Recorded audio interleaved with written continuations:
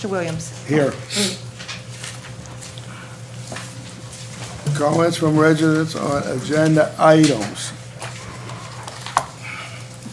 April, is yours on agenda item?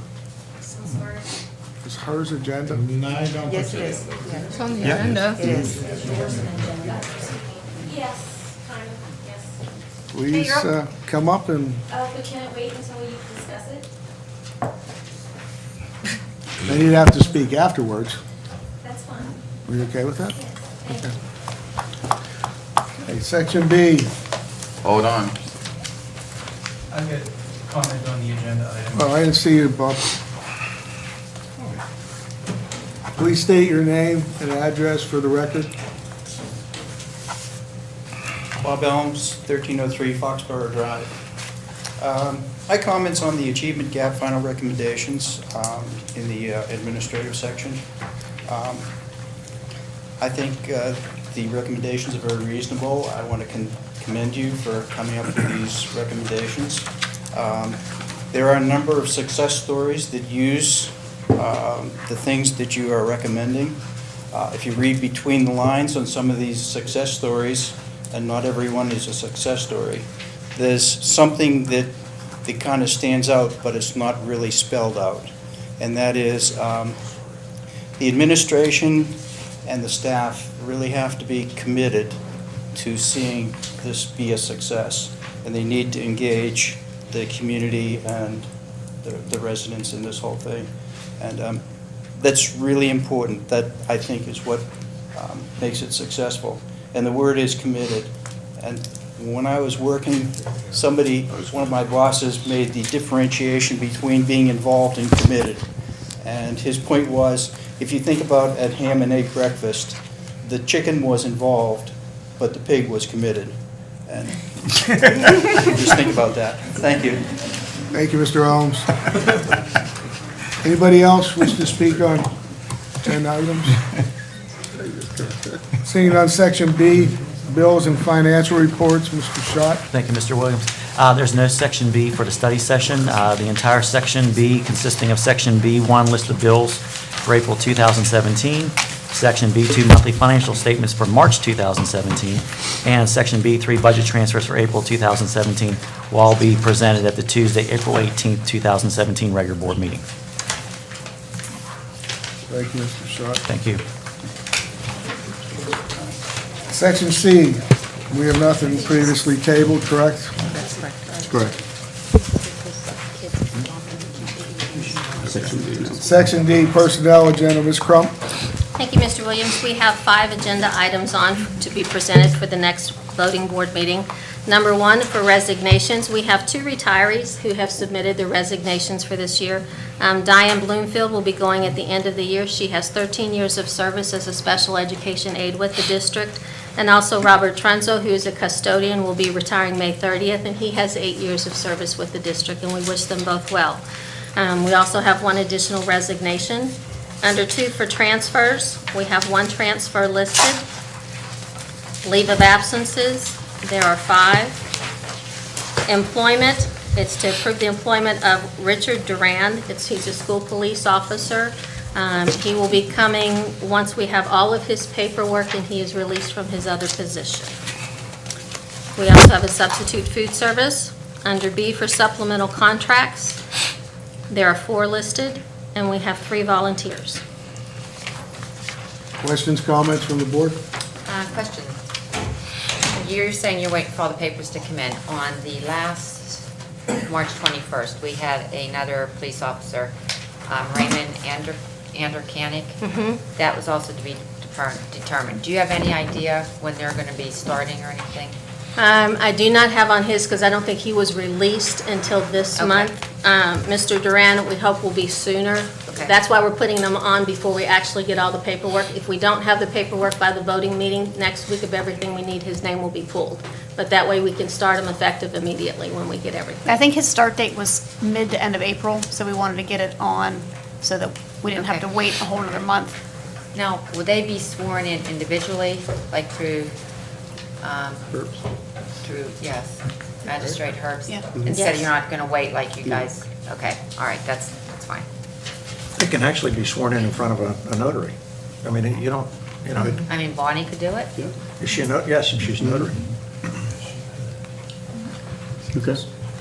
Okay, that's fine. Any other questions or comments? Personnel agenda? I just want to say, there's another alumni here, Joe Martin, played with my kids. Thanks for coming back. Appreciate it. It's nice to see. It's nice to see. Thank you, Trish. Conference and Convention, Section E. Dr. Chaky? Within Section 8, we have 4 conference requests to go on to regular board meeting for April 18th, starting with Emily Levine, the PBIS Implementers Forum, also Suzanne Devonick to attend that conference as well, Mr. Adam Naresborough to the 2017 National Principals Conference, and James Pottinger attending the PA State Academic Competition in Harrisburg. Questions or comments? Seeing none?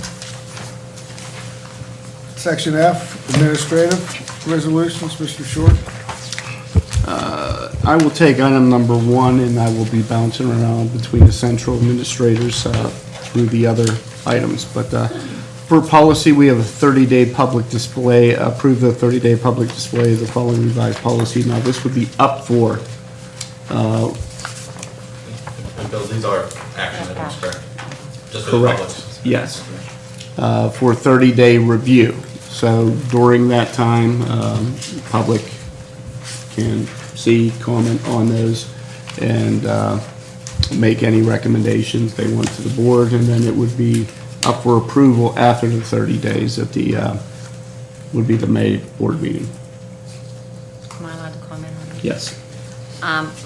The reason for the change for the food service, I initially brought it back up in October for things that were brought to my attention. Right now, we did have a policy meeting back in March, I believe it was the 21st. We had talked about a turnaround time with holding the food, the products that we have here in stock in the food area. We had listed for 6 months with discussion in the back. I would be willing to change against my better judgment to a year. But I would also like to see all the food that is presently here be disposed of before the start of the next school year. From what I understand, there is food that still exists, if I'm correct, from what I had found from 2012 and 2013 back there. I don't feel, as a board member, that I can feel comfortable giving it to the students. And our other board members have said their children have eaten the food. My children also have too. But now seeing what I have seen in the food department, I would feel more comfortable myself, all the food being disposed of. It's there now with the start of the new school year. So That's older than a year. It's there, correct. I'm just going to defer, I'm not a food specialist, even though I may look the part. Can I defer to Martin and get his opinion to see, and we had discussion, and I know some food comes here packaged a year prior. based on Is commodities this a and how year it's packaged, when yes. it arrives at Gateway, or is this? Martin, can you I stand just want some up? clarification as to, I don't want to ship in goods and say, oh, well, that's for all hot dogs, they came in packaged. Martin, can you stand up the podium? There's a microphone up there, thanks. No problem. This is Mr. Martin Lorenzo, he's our food service director for the school district.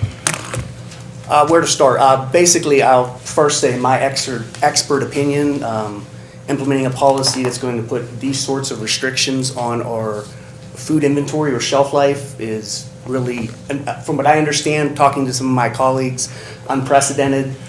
Some of our biggest culprit foods in this area are commodities. And Ms. Warning, I'd like to first point out that per some information I shared with Mr. Short, the items that were discovered from 2012, 2013 have already been disposed of. So we don't have any items dating back that far right now in our inventory. It's my understanding that we've already taken those steps. As far as moving forward, the feasibility of doing this is, quite, it's really unnecessary, in my opinion. When you're talking about the government commodities, tomorrow is the deadline for ordering the last, say, 15% of the commodities for the 17-18 school year. So I had made those decisions already in the previous 3 weeks. And then once I make the request, which is upwards of $135,000 in value that has already been determined based on futures. And so I've already made those requests. Now, when they come into our operations is beyond our control. Typically, the USDA will purchase the commodity items whenever the market is most conducive to doing so. So there may be instances where, for case in point, a couple years ago, the turkey market was very, very poor. The government actually said they weren't going to purchase any turkeys and then decided at the 11th hour the market had come down enough. They purchased them in the very late spring. We didn't get them into our inventory until May. So now I have a whole year's worth of turkey inventory coming into our inventory in May. That was supposed to be used for the current school year. So, it comes in frozen. Some of the literature that I provided, which was a simple copy and paste right from the USDA's website with regards to the safety of frozen foods and the maintenance of its quality. If it's kept cold, maintained cold, per their parameters here that's listed in black and white, and we log over all of our temperatures on a daily basis and all of our equipment per USDA regulations, there's no need to take action as pronounced as developing shelf life for our commodities that are going to be so restrictive. If we were to be asked to dispose of all the food that is a year old come June 30th, without being able to properly prepare, adjust menu cycles, this takes a lot of planning, and I think some adjustment would be needed in order to do so. You'd be looking at tens of thousands of dollars of unnecessary waste that would come to the department's bottom line. And I think the fiscal performance of the department indicates over the last 5 years, we've actually netted over $49,000 profit. Obviously, harder times have come upon us with the department. As we all know, PSERS is a major financial hindrance for school districts, district-wide, let alone our department. That expense has increased 318% over 5 years.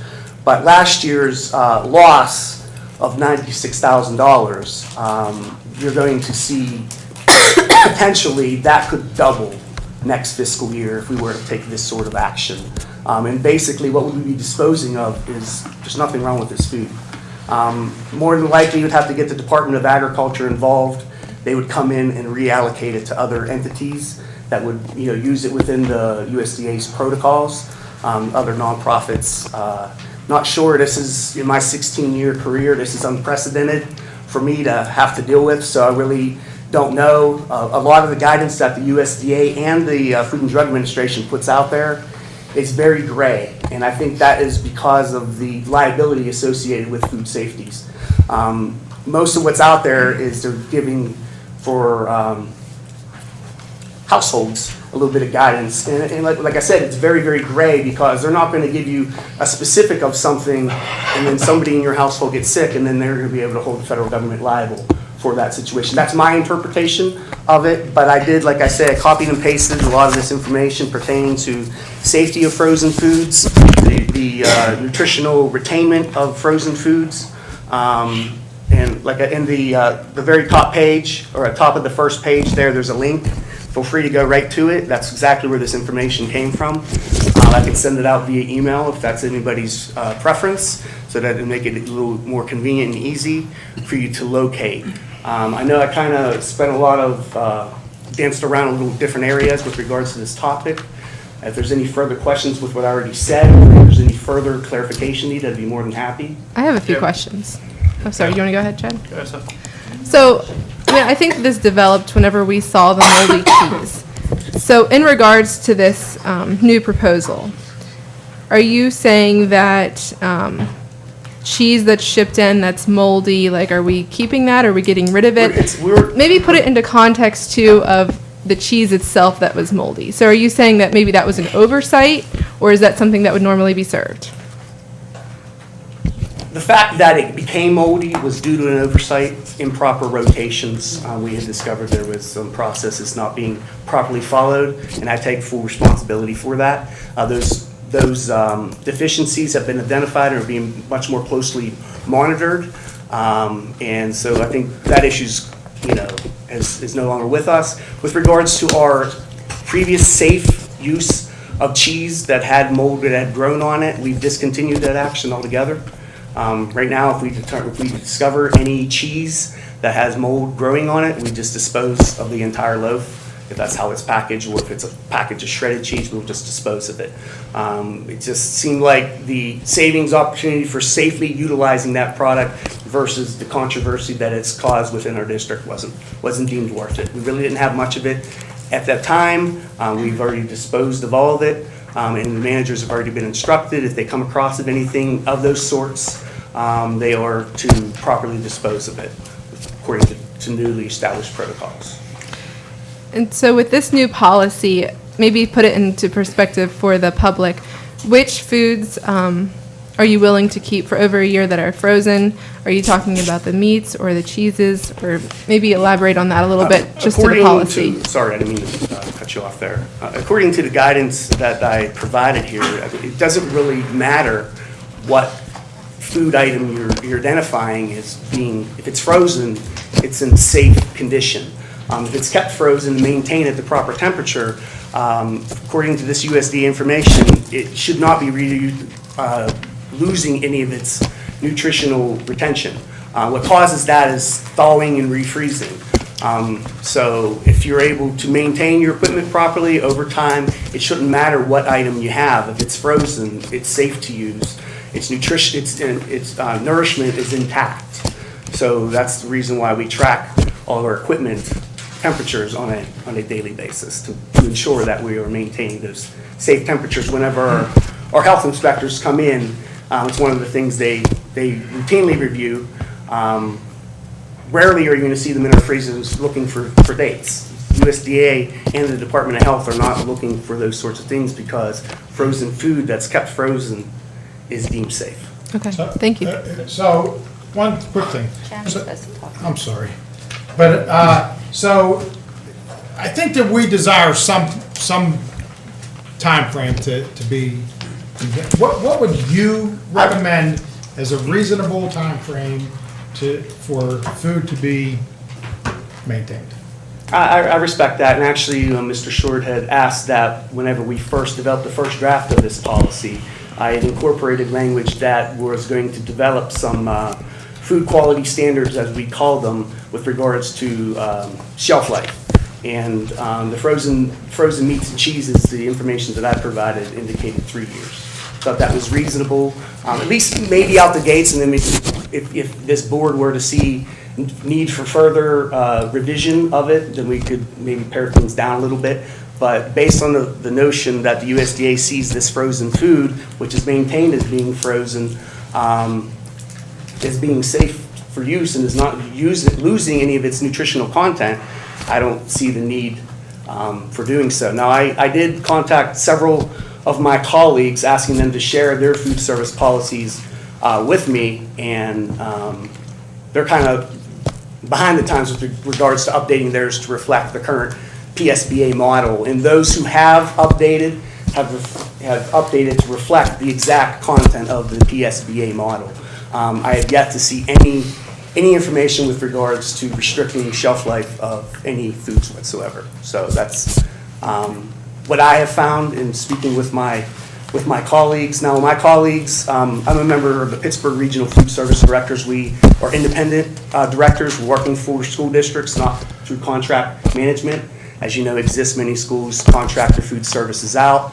Now, if you were to contact some of these schools and speak to these individual managers, they may have some other information to share with you, but I think their intent there is not exactly with providing you the information that you are looking for, but more so what they want you to hear. Because every opportunity to speak with another district who's not outsourcing is an opportunity for them to get their foot in the door. So the credibility of that sort of information, I would question. I have a few questions. Sure. So when we first went through this whole Cheesegate thing originally,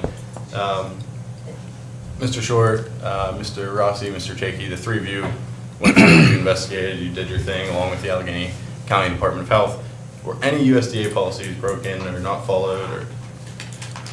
Not that we were aware of, no. Okay. So I heard this evening that potentially tens of thousands of dollars of loss could occur, correct? It could occur, yes. Okay. So for those of you who do not know, the food service is actually handled, they're in-house. So we don't provide funds for them, they make funds by selling the food, and they are self-sufficient. So they said they had a $9,000 loss. Every few years there is a loss, but they also have a capital reserve, basically, a bucket of money that they've accumulated over the years. So how many employees do we have in the food service department? 45? All right, so we have 45 employees in the food service department, and we're thinking about possibly making such restrictive policies that nobody else has, that could potentially result in us having to use taxpayer dollars to subsidize a department that is self-sufficient, and possibly make us look at either outsourcing or cutting if it's not sustainable. So I'm all for stricter guidelines, and we said, hey, no other district has any guideline in place. So if Gateway wants to take the forefront and have a stricter guideline, I'm all for that. But I don't think that we should have nonsensical guidelines to the fact that we're going to lose tens of thousands of dollars a year. So if USDA is saying we can have it forever, I think 3 years is a whole heck of a lot beneficial than forever. And we can always scale that back over time, but I would just hate to see us order food, have to throw it out, and then be at a huge loss, and now where you have to go to the public and say, hey, we need more money because we are the only district in Pennsylvania to have a 6-month turnaround time, and we lost a bunch of money. Because we've created an artificially short time frame by which we've created our own standard for judging the quality of foods, right? Correct. Yeah, I mean, And it's artificial. if the federal guidelines are forever, and we're saying 3 years, it's the whole, like I said, that's a whole heck of a lot shorter than forever. So I think I would hope we would, defer to our Can I have a food question? specialists. So that's all I'm saying. the policy committee recommended 1 year. What would 1 year, how would that affect your ability to acquire the food, and how would it affect your budget if we reduce That's to hard 1 to year? answer at this point, basically being that I've already requested 85% of the commodities for next year. And that's really our biggest culprit here is the commodity foods, which I have no control of when it comes. I have control of ordering it, and I try to do so in a rational fashion of mix of different meats, cheeses, fruits, fresh produce, et cetera. You got to keep in mind, like this year was the first time we participated in the Department of Defense Fresh Produce Program. And you put a small amount of money in there because I kind of wanted to see what it was all about. And I've noticed that the pricing on those products is anywhere from 30 to 40, 50% higher than what I'm getting from the other vendor, which the quality, in my opinion, from our other vendor is better. So I'm getting better quality at a fraction of the price. So I kind of learned a little bit there, but through communications with my colleagues, I've also learned whenever you do invest some money into the produce program, they have money left at the end of the year, so you're actually able to acquire funds into your banks and essentially get free money to help assist your department. We just had an extra $10,000 added to our banks last week. So that's kind of like gravy to our bottom line. So I see that as an opportunity for departmental savings, so I'm going to continue to participate in such. So it's hard to answer that question because in a year's time, obviously you're going to have to take a close look at our menu cycles. There's instances where you order something for a commodity, has a value associated with it. If they cancel that, say for instance, they're not ordering turkey roast this year, and I have $4,000 worth of turkey roast ordered, now that $4,000 becomes available to the district, and they just give us whatever they have available. Now it's a use or lose. So, paying $4 shipping to bring that product in, some of the products being worth over $100 a case, I think good financial management says bring it in and find a way to use it. Don't have the restriction of a deadline to use it by. Obviously, you want to try to work it in as soon as possible, and we'll do so. So those are some of the challenges that come along with managing the commodity foods part of this. That's the biggest challenge with regards to this whole shelf life proposition. Did I answer your question? One other question I have for administration. So why is this an action item today? We had met several weeks ago, and we wanted to get something in place so we can ensure the food service department of what we could do moving forward to give them enough leeway time. Okay.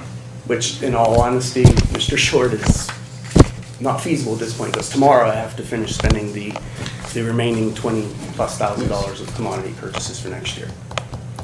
And if I don't, you use it or you lose it. That's how it works. So to be safe, that you're still recommending 3 years? That's my professional expert recommendation. I think, yeah, I mean, anything that the district wants to do to try to increase food qualities and safety standards, I'm going to support that. I thought it was a reasonable starting point for this sort of language in the policy. So that was my recommendation per the original language that was submitted to Mr. Short. So I am under the understanding that all the moldy product and all that stuff is gone, right? Unless we encounter it, I mean, I'm not Unless it saying just it's happens. possible that, Right, you know, unless it you just open a happens. case, we find a block of moldy cheese. I had a cook manager find a block of moldy cheese 2 weeks ago. She brought it to my attention, she disposed of it, done. The practice of us using that in our operations is no more. Okay, I have. And I will reiterate that the practice of us doing that, it was a safe practice. We used it in heat applications only, heating that product to a minimum of 165 degrees Fahrenheit for a minimum of 15 seconds. And I know this is a lot of unnecessary lingo for you all, but I mean, this is some of the expert knowledge that, you know, individuals in positions as myself that have gained over 16 years of working in school food service. But that being said, Yes. Yeah, question. You said a couple of weeks ago you were informed there was a block of cheese that was moldy? Yes. Okay, when the rest of the cheese was thrown out, did it just take this small period of time since you threw the other cheese away till 2 weeks ago for it to become I would say yes. moldy, or was I that can't be over- was it- 100% certain of that. Or was that overlooked too? We did not, no, it wasn't overlooked. We didn't open every single case of cheese that we had, because these dates were much more recent. So we felt comfortable using these dates, sending these dates out to the schools, but there are gonna be occasions where maybe something wasn't manufacturally sealed properly, maybe air got into the packaging. I can't really speak to the variable that was in place that caused that block of cheese to get moldy. I'm just being honest with you and being forthright with sharing the information that the block of cheese was discovered and it was disposed of. Okay, but. So the new practice is working. Okay, I'm baffled on that because we gave Mr. Rossi, Mr. Shaky, and Mr. Short recommendation for them to look into all the cases. I don't care if they had to be open, didn't have to be open. If it was bad, it would be pitched at the time. I don't, you know, what's so hard to be opening a box of cheese or 10 boxes of cheese? Well- To make sure everything's gone and disposed of and we're done with this problem. But the cheese that we were having the problems with was much, much older than the cheese that we just discovered this problem. This cheese that was discovered from was just delivered to us in August. Okay. So, I mean, it was a newer case of cheese. It's only been one case that's been identified with one block. So I'm thinking it's just an anomaly. It's just How an many more exception cases out there you for have? whatever reason. How many more cases you got? From this current school year, we're down to like less than 10, 15 cases. Off the top of my head, I don't know the exact number, but we just brought another additional 10 cases in last week of white American cheese. But the previous cheese that was from either earlier in this, yeah, it was from earlier in this school year. Everything we're using now is from this school year. Okay, So your question. new practice is if you open cheese and it's moldy, you get rid of it? Correct. Okay, sounds good to me. Question, you keep talking about your colleagues. I talked to 19 of your colleagues. Okay. All right, got a different story, you know. I don't want to bring their names up. I don't think you do. Their policy, from what I was told, that they have a menu that's set up. I mean, they're doing, I'll call it the rations. But they're using the food that they get in within like a 2-week period. Okay, they seem to be able to do it. This is my question. This is why I'm questioning. I'm not after you, I'm not after your department. I'm just wondering why other school districts are able to turn their food around a lot quicker than what Gateway is. This is my concern. I did have the luxury, I guess, if you want to call it, of helping when I was employed through the district, of helping cafeteria managers make hoagies. And the lunch meat that had been frozen was disgusting. I mean, it was frozen, and you pick it up, it's just dripping water. You can't tell me that that's nutritional value is all there. And I'm looking at kids, this may be their only meal that they're eating all day. And what kind of nutrition are they getting? I'm looking at it, I'm asking as a parent view and as a board member with other parents that may be watching that are questioning the same thing. I mean, it was plain as day, even the manager had said she would not feed this to her kids. But we are feeding I'm it. surprised to hear that remark. I will say this about most deli meats, they're water added, water's injected Not into the that product. much. So when it's frozen, and then you naturally, whenever you're going to thaw it, that water retention's going to come Condensation. out. When we thaw it, they're supposed to be using perforated pans with another pan beneath it to catch any of the water Correct. who comes off of those items as they thaw. Anybody would freeze any sort of water added, solution added lunch meat in the freezer and, thawed it in the refrigerator would have the same result. I don't think that water coming out is necessarily losing its nutritional data, or Wait. nutritional value, rather. When you hold food, and I'm going to ask the women, maybe men here on the board, when you hold food for that long in freezer, you know you're losing nutritional value. I mean, it's not tasting the same as when you're buying it fresh. I know there's variables that can impact the nutritional value of the food over time. Temperature maintenance is one of those. Freezer burn is another variable. All that language is included here from those guidelines that came directly from the USDA's website. So is those possibilities exist? Yes. I make a motion that we approve for 30-day public display of the following revised policy, Policy 808, Food Service Exhibit A, except with one minor change where it says 6 months, I would like it to say 3 years. Second. Second. I don't like that. Second, questions? Yeah, I don't like that because we are not food, nutrition, and dietary experts. I think 3 years is an artificial That's what restriction. the So that's specialist what our says. executive. I think we've Came up with pressured a reasonable you, number that I thought we could work with. That's how I came up with that number. and I disagree with it, so I appreciate your recommendation, but I still think we should follow the regulations set up by the Food and Drug But Administration. then that would be nothing. Because you That's- can keep it forever. That's not true. They have their own guidances. We should instruct. And we've food never department to follow those deviated guidelines. from their guidances. Then What we don't do the- currently is their guidance. Right, and that's what was validated by the recent review from Right. the Allegheny County. So if you want to make it more So- restrictive, I then wanna we make it- can. Are you making a motion that Nothing. we just get rid of the the You just provision want to do policy? nothing. I would That's say fine. that the policy we have already in place is the correct one. To add an additional restriction is nonsensical.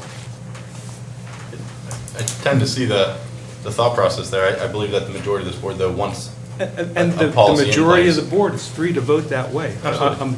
We're I in the think the discussion decision period is- right now, because we had a motion and a second, this is discussion period. Correct. Just want to remind everyone here that you are not food, nutrition, healthcare experts, and so you should defer to those folks. That would be the best policy that we can come up with. And if we've already had that in our policy, we should maintain that. Does that make sense? It does. However, I deferred to Martin, and Martin said 3 years would be better than 6 months, so. It's a year.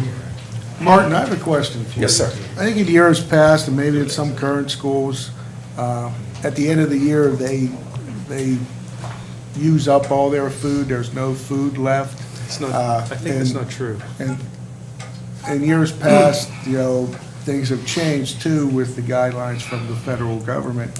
And I think the concern is, are we stockpiling food that is 3, 4 years old because of the new guidelines? And is there a way that would be feasible, I think that's what it comes down to, that at the end of the year, we get rid of all food and we reorder for the next year coming up? And when Val talks about a 2-week turnaround, that we keep ordering in.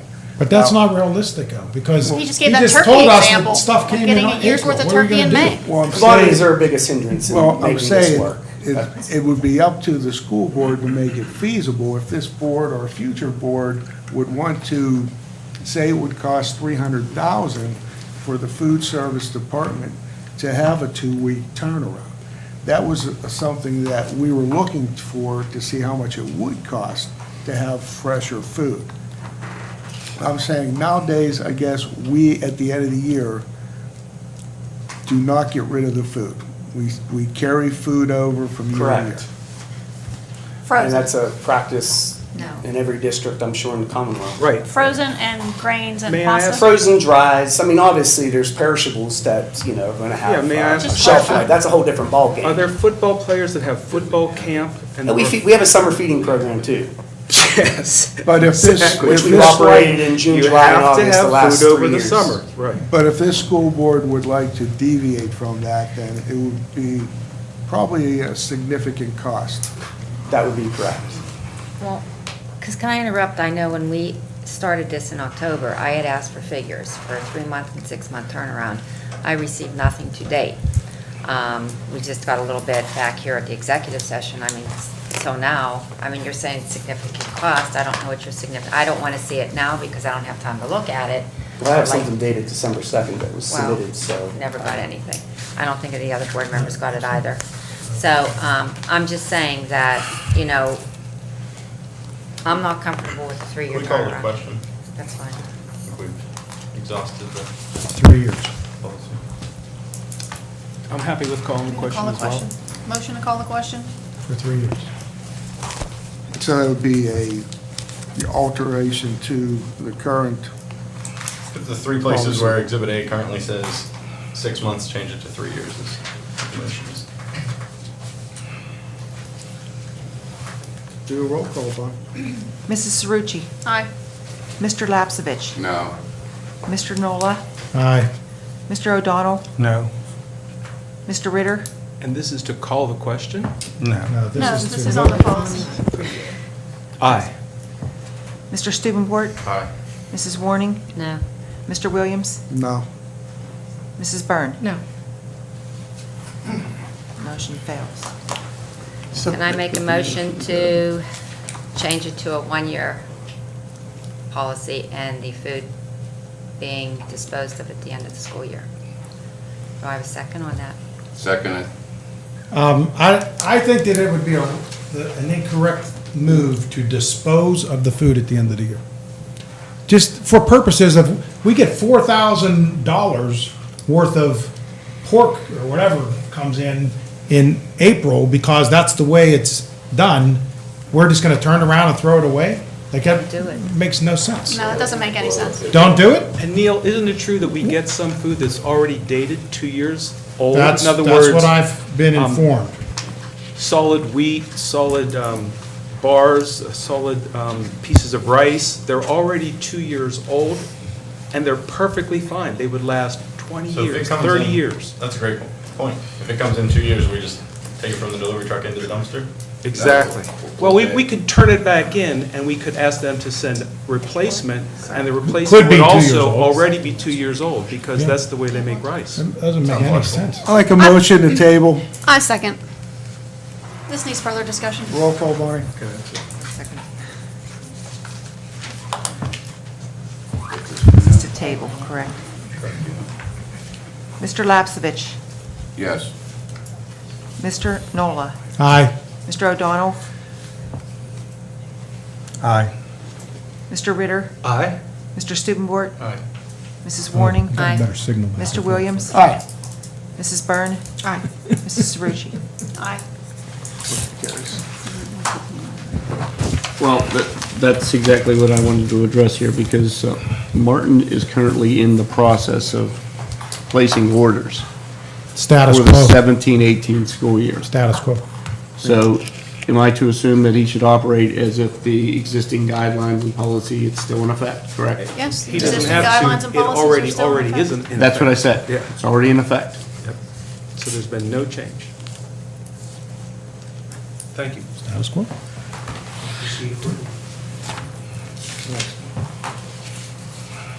Item number 2, Mr. Shaw. Thank you, Mr. Short. Item number 2, again, for action this evening, is to approve the incentive authorization form with Incentive Energy Incorporated for the submission of district energy-saving capital repair and improvement projects which qualify to receive payments through the PJM Energy Efficiency Resource Incentive Program per the terms and conditions as depicted in Exhibit B. Is there a motion? This is an action? Is this an action item? Yes. So moved. Second. Roll call, Barney. Kind No, of no, have no. a question on it? Question, Yeah, comment? sure. Just, this does not have anything to do with our initiatives, does it? Or is this the 4-year? This is the second, the latter, yes. Okay, all right, so and moving forward. Bob may be able to explain this more fully, but as part of our committee's work and as part of Bob's work, What committee? of the Buildings and Grounds Committee, he's uncovered an opportunity that we heretofore were not aware of. And the opportunity essentially means that over 4 years, we will get additional rebate money back through this initiative. The exact amount, I think, at this point has not yet been determined, but it is clearly something that we feel we need to, that we believe we need to invest in for the Gateway School District. Is this things we've done already, or things we're doing? Yes. Doing. One of the reasons why we discovered this program, we wanted to make it an action item because the clock's ticking on prior year projects. So we want this firm to assist us in preparing the paperwork and getting them submitted as soon as possible, so we can receive as much payment from the program as we possibly can. And what's the cost to us? They'll share in that. It's probably, I believe from the document, probably 50% of what they recover for that. But it's very similar to the current energy curtailment solutions, which currently assist the program for demand response. There's also a fee for that. The way PGM operates, we can't directly go to PGM for these types of programs. We need a third party to assist and/or operate that for the district, so. Correct me if I'm wrong, there's no out-of-pocket for us. No, there's no out-of-pocket. We have everything to Neil- gain through Neil, this. there's no this program. out-of-pocket for us. No, we're just getting half of the rebate. Half of this, yes. Steven, Unless that's when you somebody brought else- up the ABM that you didn't like that people shared in those? I don't recall reading this particular But it was initiative. similar because they, I don't recall it. I don't recall it, and I'm the only one who read it, okay? read it. No, you You didn't. were upset about the rebates. Well, because listen. They were taking a percentage of the rebate. No, they weren't. Yes, they were. No, you're That's not what you were right. upset about. They were taking all of the rebate money, okay? But in any event, this is an initiative that we ought to support. Are there other questions or comments? Seeing none, Bonnie, roll call. Mr. Nola. aye. Mr. O'Donnell. Aye. Aye. Mr. Ritter. Aye. Mr. Stephenport. I abstain. Did you try to? Mrs. Warning. Aye. Mr. Williams. Aye. Mrs. Byrne. Aye. Mrs. Cerucci. Aye. Mr. Lapsevich. Aye. Motion carries. Item number 3, also, Mr. Schott. Sure. Again, item number 3 is also for action. Approve the hiring of RF Mattel and Associates Incorporated to perform a survey of the Gateway Middle School property in the amount of $14,500, and to present a rezoning request for the Gateway Middle School property before the municipality of Monroeville during several required meetings in the amount of the applicable hourly rates and fees incurred as depicted in Exhibit C. So is this an action for Yes. tonight? So moved. Second. Moved by Mr. O'Donnell, second by Mr. Nola. Questions, comments? Yeah, sure. I mean, I think I know some of the background on this, but 14,500, I don't know if it's a good price or not, but should we possibly be putting this out to some type of bid? We tried to do that. If I could, just as an example with this, 'cause as we were reviewing this earlier, when we actually utilize appraisal services, we actually utilize the same folks that Mr. Dice utilizes in his legal operations in terms of assessed values.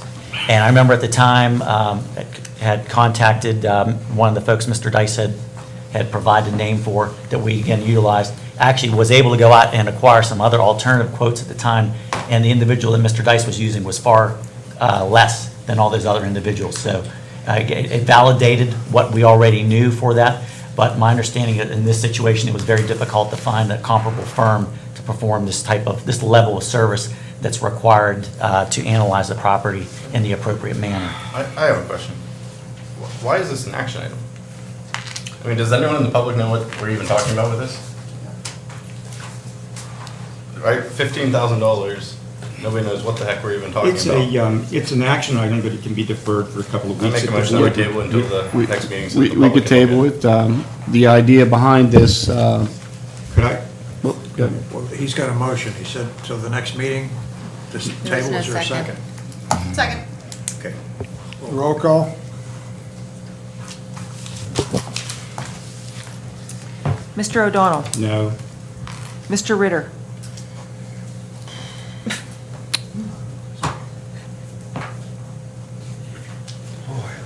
It'd be good to hear more discussion on it, so I would say aye. Mr. Stubenbort? Aye. Mrs. Warning? No. Mr. Williams? No. Mrs. Byrne? No. Mrs. Cerucci? Yes. Mr. Lapsevich? No. Mr. Nola? Aye. So, I don't know. So the Motion motion fails. failed? Can I, Passed. it didn't, I don't think. It failed. Did the motion Failed. failed? Yeah. Yeah, Failed. just let me take a moment to explain. You know, we discussed this at length because it is subject to executive committee discussion, but for the public, if this board were to choose, well, first of all, as chair of the Building and Grounds Committee, Valerie and George and I, along with Mr. Short and several others that I've reported on regularly, are exploring possibilities associated with selling the 26-acre parcel across Route 22. It's currently zoned R1. Slash leasing also. Slash leasing. Okay, so we're exploring both options. It's currently zoned R1. Its highest and best use would be as a commercial property. So in order to move forward and permit the board to make a decision on that one way or the other, it needs to be surveyed, and it needs then to go forward in front of the Monroeville Council to get the zoning changed. This is a 26-acre plus or minus lot. This survey includes topographical, so that if there are fall-offs on the property, and we don't know that there are not, they have to be recorded. It will include an aerial survey, or aerial photograph of it. It will also include research back, I think, 80 or 90 years into the deed, and will require them to do oil and gas research so that we know exactly what it lies underneath the property. It's preliminary work, but it's work that has to be done if the board at some point chooses to make a decision to sell or lease this property. And my whole thing, I don't disagree with that. My disagreement is, this is a study session. The reason we have study sessions are so that the public can look at, okay, there's a $15,000 unbudgeted expenditure on the table here. What is it? How does it work? You know, Okay. give teachers over at Gateway Middle School a chance to review it, ask questions Let at me- the next meeting. That's I mean, legit. if we preach transparency at the last few meetings, I think we should follow it. That's legitimate, a question. It won't kill us to put it off 2 weeks. That's why I had. Yeah, nothing's gonna, I don't think anything's gonna change. It puts us back 2 weeks, but putting us back 2 weeks is not I good. think that's why we tried to take. That's why I made a motion. Well, Really, the idea I behind pers- this was, internally, we wanted to get everything rolling in place, recognizing that we've been kind of paralyzed as a board here for the last 5 to 7 years on doing something with our properties that are decaying. So when the information came forward about, okay, we had a surveyor in place, we wanted to get the ball rolling, not committing to anything, and I think the public needs to hear that by no means is this board or our constituency had any input on any type of decision about the property. But at least we wanted to provide the information up front to everyone that if it's surveyed, if it's rezoned, what type of value would that be able to bring to the district? So really, it was an effort from the administration to really continue to move forward with this process. Let me I add- do understand the concerns of transparency, and I agree with what Chad and you were saying here. We can't put this off 2 weeks for vote. The information's out there. Let me add, though, that I support the action tonight. I think the public needs to know that no matter what we do, we have to have a survey, and we don't have a survey right now. And as Bill said, you know, we'd like to move this forward, and it's going to take 3 months or 4 months before this arrives at a conclusion in front of the board, in front of the council or more. It's just one very preliminary step. I encourage us to go forward. I understand what you're saying. I'm for this, actually. Okay. But I don't know that I mean, if you asked me to vote for it, I probably would vote for it. But that being said, I think that we should still go through the proper process, I mean, I technically think we should, put it out to bid. We do it with everything else. We put it out for phones and everything else. Even though we knew they were the lowest bidder and all that stuff, we still put it out. Like, It's a safeguard. like it's just the way we should do business. We It has nothing to do with wanting to do it or not. I understand. It has to do with the way we should do business. Right, we actually don't bid professional services. We don't have to bid professional services. I understand what you're saying. So, But we you know kind of what, do, this- I mean, we do it with architects and things like that. I mean, we do Okay, that. okay. It's just the way I think that we should conduct our business. I'm for this. Okay. well, But I'll I call- think we should conduct our business I'll call the different. question now. Okay, I hear you, and I see, understand. Roll call vote. This is for what, can I ask? Is to accept it or deny it? Just to approve this motion, yeah. Mr. Ritter?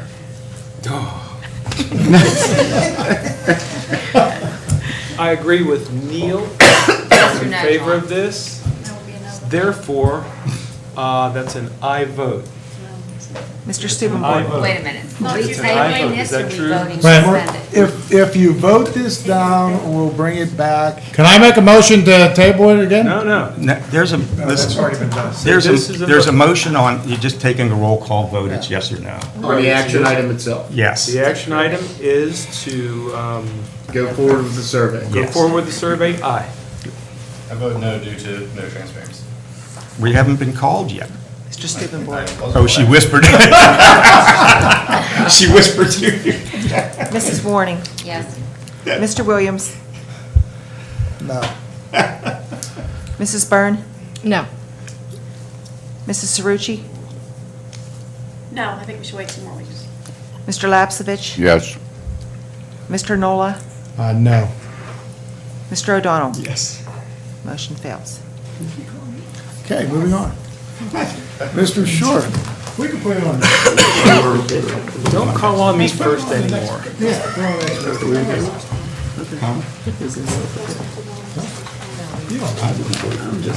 Okay, these are also administrative resolutions. I'll refer to Dr. Rossi for the final approval on some policies. Thank you, Mr. Short. We approve and authorize the following items in Section F for Tuesday, April 18th. The first one are the policies, final approval. In Exhibit A, 626 federal fiscal compliance. Exhibit B consists of 626.1 travel reimbursement, 827 conflict of interest. These policies address the requirements of the Uniform Grant Guidance in regard to federal programs. Is this not This is non-auction. a pro forma thing we have to go through? Yeah, typically, when we have an audit, they recommend the policies Okay. that we currently have be changed Gotcha. to reflect that. Gotcha. Any other questions or comments? Item number 2 also, Dr. Rossi. We have a grant opportunity, and we wanted to bring it in front of the board before we pursue it any further, is to approve the administration's request to pursue the Learning Garden Grant opportunity through Grow Pittsburgh as depicted in Exhibit C. And Mr. Mateo, Mr. Brown, and I met with representatives from Grow Pittsburgh this morning to kind of review the sketch of it. So we just want to... Guy, could we give a little bit more information to the public just as to where this is at, what it is? It's a garden, a learning garden, they're calling it. Right now, it's currently in the Pittsburgh Public Schools, 5 Pittsburgh Public Schools. We would be the first school outside of Pittsburgh Public, but in 5 years, they want to be in 40 different schools. So it's a 2-year process, basically. They provide a lot of support the first year, and the second year, and then the third year, it's, we're on our own. But they provide that, the learning garden, the grow boxes, the seedlings, they'll do professional development to teachers and how to incorporate into the science, the STEAM activities that we're already doing. So I know Mr. Mateo is pretty excited about it. And what schools would this be in? This would be Evergreen. Just for Evergreen? Yeah. Okay. Thank you. Any other questions or comments? We have some additional items here on this page that I'll review.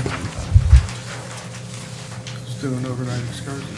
Overnight excursions, I'll take that one. Jim Pottinger, the PA academic competition. The kids have advanced to Harrisburg. He's seeking the April 27th and 28th in the amount of $568. Also, item number 4, we have student teachers. We continue to have requests for student teachers. This is a secondary social studies placement. Mr. David Ruby, who's probably a 15, 18-year veteran teacher, has accepted that role if the board permits so. Also, item number 5, we have a number of facility agreements, the Gateway Band, the PIMBA Championships, excuse me, for 10/21/17 for the following school year. We have a number of different softball/baseball organizations that wish to rent our facilities in the month of September and October. You see the dates listed there. Also, we have the Greater Johnstown School of Technology Practical Nursing wishing to use the Gateway Middle School auditorium on those dates. Item number 6, 7, and 8. Mr. Shaw. Item number 6 is the Allegheny County Department of Human Services Office of Children, Youth, and Families Foster Care Memorandum of Understanding as depicted in Exhibit D. Also, that goes along with that one is the next item, number 7, which is also the Allegheny County Department of Human Services Office of Children, Youth, and Family Services Foster Care Youth Transportation Plan as depicted in Exhibit E. Item number 8, and actually items number 9, are together. They are related to our IDEA Part B use of funds agreements for the 17-18 fiscal year. These are annual agreements that we do each year that enables us to receive some of our federal IDEA funds. There actually should be another agreement and a number forthcoming at some point here once those numbers are established, and again, we will recognize those as well. But again, just 2 annual resolutions that we do typically every year. Item number 10 is the annual agreement with the Allegheny Intermediate Unit for Educational Services for the 17-18 fiscal year as depicted in Exhibit H. And again, this just establishes the services and the fees. The district is not obligated to purchase the special education services from the AIU number 3. Just includes the terms and conditions related to the services if the district decides to purchase those services. Item number 11 is the annual award of bids for school supplies for the 17-18 fiscal year for the various bid categories as depicted below for the various amounts. Item number 12 is requesting continued lease of a postage meter at the high school with NeoPost for the 17-18 through 2019-20 fiscal years at $29.95 per month as depicted in Exhibit J. Item number 13, seeking approval of the printing agreement with Herff Jones for high school yearbooks for the 17-18 fiscal year with 2 optional extensions for the 18-19, 19-20 fiscal years as depicted in Exhibit K. And the final item, again, we have this established. We actually just opened the bids today for our various awards of bids for Capital Reserve Fund, capital repair projects for 17-18 fiscal year. For those projects as listed, we hope to be able to come back and at the 18th regular board meeting, be able to fill in those blanks in terms of contractors and amounts. Again, once we've had a chance to analyze the bids and have some internal discussions in terms of some of the directions we're going to go in terms of bids and bid alternates for those. Questions or comments for Mr. Schott on any above items? Should we close bids? Those were sealed bids. All Yeah. sealed bids we opened this afternoon, so. Okay, thank you. We can provide a little bit of information, but I think we need to keep in mind that all of these contracts or the bids have to be reviewed by Bob and by Paul. But at this point in time, the HVAC bids came in way over our estimated number. And so unless something changes between now and over the next several days, I think when the committee meets, it will not recommend that we go in that direction, that we rebid it. The roof bid came in $160,000 under our estimated cost. The switching gear came in $117,400 under our budgeted cost. And I think you all know that the exterior lighting came in about $17,000 under our budgeted cost. So without considering the HVAC system, which quite honestly, I firmly believe we will push down into the range that we had shared with the board. We are about $300,000 under budget if these two items are cleared by Paul and Bob. And HVAC more than that differential? yeah, it was. Yeah, the HVAC was just I just want to make sure. not in our backyard. And we had made, I think I've shared this with the board before, we'd made a number of calls. I did and Bob did, so, we weren't pulling these numbers out of the air.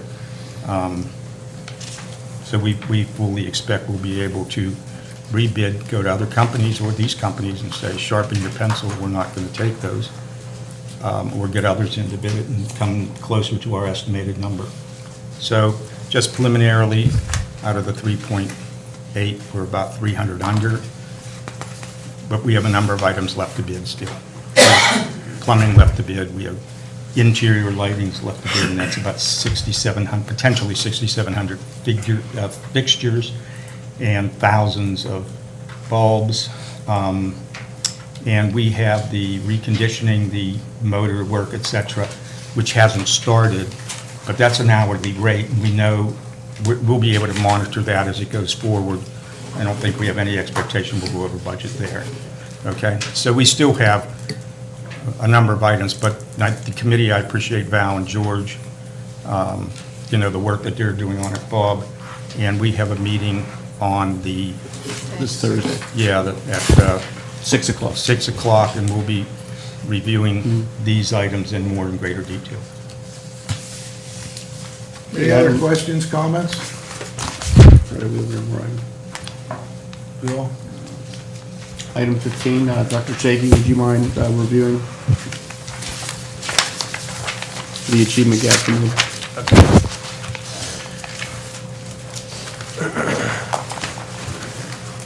Enclosed is the final recommendation from the administrative team as far as the Achievement Gap Committee.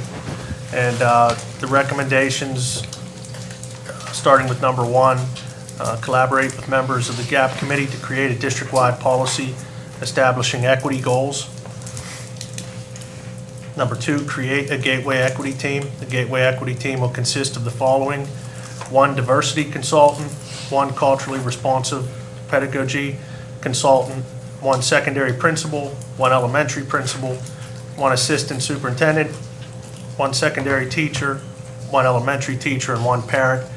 And this is just a starting point as far as the equity team goes. This is the minimum. So we expect that this will be embedded throughout the district, and more people will get involved within this initiative. Cleveland, Stewart Elementary, and Evergreen Elementary Schools will serve as pilot schools to begin during the 2017-2018 school year. We're going to focus on implementing Charlotte Danielson's framework for teaching throughout the district and crosswalk the content with culturally responsive pedagogy. Deliver professional development that establishes a clear connection between Charlotte Danielson's framework for teaching and culturally responsive pedagogy. Provide diversity training to all staff members within Cleveland, Stewart, and Evergreen Elementary Schools. Additional diversity training will be delivered to all teachers within Gateway School District as part of the 3-year comprehensive plan.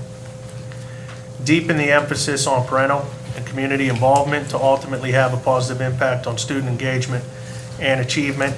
Also within the proposal here is an estimate of cost, and that estimate of cost includes 1 social worker.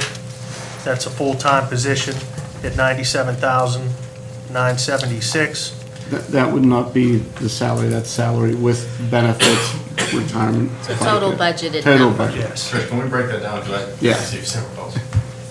The total budgeted number, again, it's a guideline that we go on. So when we're looking at a social worker, we wanted to allow for some experience. So we took Master Step 2, which is at $55,463. You have to factor in the PSERS and all of the taxes, FICA, Medicare, workers' comp, that's at least a 41%. And then we also factor in what medical benefits would be if it were a family. It'll be a lot less if it's an individual husband and wife, but and budgeting purposes, we always have to use the family. So that totals up to a total package of $97,975. Does that include 100% or 50% of users. That's the 50%, or the 100%. So we do get 50% of that back. Okay, so you'd be looking at like another 12,000 off of that. Correct. Are we commenting? Now's the time to comment. Sorry, I interrupted him again. Yeah. Go ahead, you want to Finish up if you want. Also, diversity consultant, we have $10,000 earmarked for that. Diversity consultant will deliver beyond diversity training to staff members within CSE and Evergreen, provide input during walkthrough classroom instruction. Also, a CRP consultant, culturally responsive pedagogy consultant, collaborate with district administrators to provide professional development that outlines a crosswalk between Charlotte Danielson's framework for teaching and CRP. Questions, comments? Yes. Mr. Nola? I think that we should not only adopt this, I think we should make a commitment to try to do this. And I think what we should do is, I think as this grows and/or reshapes maybe, or whatever happens, that, you know, maybe the money gets, you know, put in different places as the year, but I think we should make a commitment for, you know, like a 3-4 year commitment to do this every year, so that we actually, I mean, I'm saying, like, you know, relatively the same amount of money, but not necessarily the same positions, because I think I see it changing, or could change, actually, depending on what we're seeing and how it evolves. Absolutely. So I would like to see us somehow say not only yes to this, but yes to a 3 or 4 year. It's a great suggestion, and that was one of the issues that came up repeatedly from members of the committee, and it's one of the things that I said repeatedly too, is that, you know, this is a commitment, and it's a commitment to embed these dollars within the budget and not tie them to the whims of foundation. So I would support that 100%. And I don't think anyone is naive here to think that, you know, after 1 year of Right. this would automatically just shift data and test scores. So there has to be a commitment. So if there moving wasn't, forward. I mean, if other board members object, if they don't object to that, that could be added then to the motion when it comes up next voting period? Okay. I mean, I agree with that, but I do have a few concerns because the GAP committee was formed, how long ago? A year and a half ago? 90 something like days that. ago. Yeah, 90 days ago. The GAP committee met several times and presented 6 final recommendations to the board. And, I mean, the first recommendation was to provide comprehensive diversity training to all staff members of the Gateway School District. And another priority was to create an equity team. I guess my concern with this final recommendation that we have before us is the implementation of the Charlotte Danielson's framework for teaching, only because that is I believe it's a statewide model used as an evaluation tool, and not necessarily as a comprehensive diversity training model. So perhaps, Dr. Chakey, if you could go through number 4, which is implement Charlotte Danielson's and the crosswalk content with culturally responsive pedagogy. Sure. It's not on the table whether or not we're going to implement Charlotte Danielson's framework for teaching, because that's the state standard of how teachers get evaluated, regardless of what we do. What this is proposing is to take a look at some of the areas within culturally responsive pedagogy, which talks the same language, meshes exactly with some of the components in Charlotte Danielson's framework for teaching. For example, high expectations is one of the big things within CRP, culturally responsive pedagogy. If you look into the Danielson rubric for high expectations for students, there's specific language right there where principals are already looking at to look for critical attributes while they're conducting observations. So it's already in there. All we're simply doing is pointing out the similarities between the two models. But you're saying that we've already implemented Charlotte Danielson's model, but we're adding this as a recommendation from the GAP committee when the GAP committee suggested something else. I guess that's where I'm concerned. Well, the GAP committee is suggesting culturally responsive pedagogy, and it's the same as what we're currently doing and what the state is telling us we have to do to evaluate teachers. All we're simply saying here is we're pointing out the similarities. So we're pointing out the similarities as a final recommendation? We're pointing out how culturally responsive pedagogy is already embedded in the Okay. Danielson model. And since we're already currently evaluating teachers through the Danielson model, we're just pointing out where it's relevant for culturally responsive pedagogy. And then the work from the assistant superintendents with the walkthroughs with our administrative team is to provide them with the professional development to look for those examples and note those within a professional feedback to our teachers about culturally responsive pedagogy.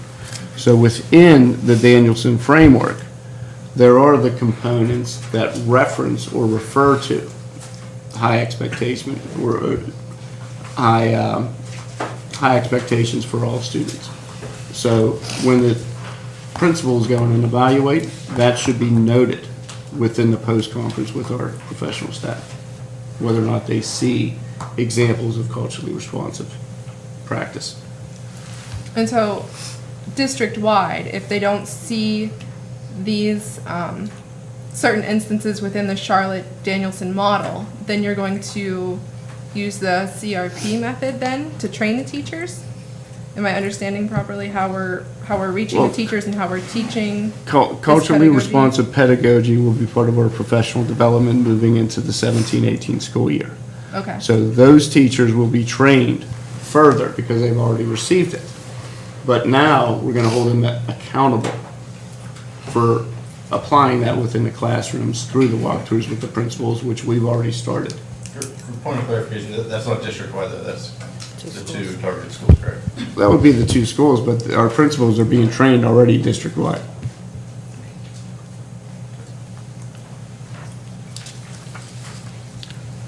The only other thing I would want to add is to thank everybody who's been involved in this lengthy process, and from committee members to board members through staff to help advance an initiative designed to close the achievement gap for these kids. Any other questions or comments? There was just one thing, there was just one more page that Dr. Chakey didn't have a chance to read, so we didn't want to forget that page. Also, If the instructional coaching and tutoring is a part of that plan as well, Oops, you're right. which is on page 8. Yeah. Do we have a plan to get tutors? So I know through the Heinz grant, we had money for tutors, and we had difficulty finding enough tutors to tutor the kids. Is that accurate, if I remember? At least some schools, we would put it out there, and a lot of teachers weren't interested. Is that going to be addressed, that we do have tutors? Can't really comment on whether or not we're going to have them, because we have to pass this first, and then we'll start exploring the options of seeing who's out there and the commitment of teachers and the commitment of other qualified professionals. But I can't really speculate if they're going to be available at this time. And we would also like to partner not only with, of course, our employees, but RAMP as well, because we do know that there are children that can receive tutoring services, say, after school in other areas in our community.